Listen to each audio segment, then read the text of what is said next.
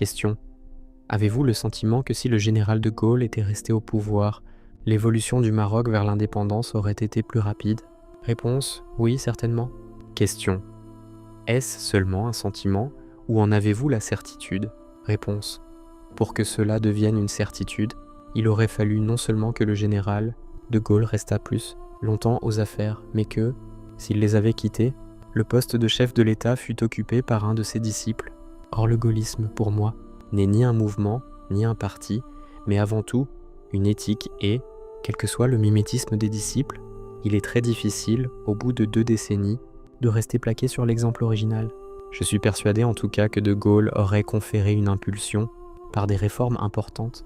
Il aurait notamment empêché cette intervention directe dans les affaires du Maroc, celle-là même que dénonçait Lyautey dans son rapport de 1919, lorsqu'il parlait de l'administration directe.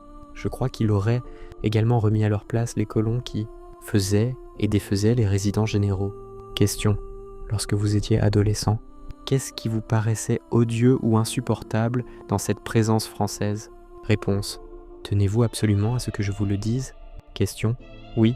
Réponse. Bon, avant tout le racisme. Pour certains Français, on s'appelait tous Mohamed et le tutoiement envers nous était la règle générale. Mon père tenait à ce que je vive comme tout le monde. J'ai donc passé toutes mes vacances à jouer au football sur les plages de Rabat et de Casablanca. Là, j'ai probablement fréquenté les futurs pensionnaires des prisons du protectorat et les futurs professeurs des facultés.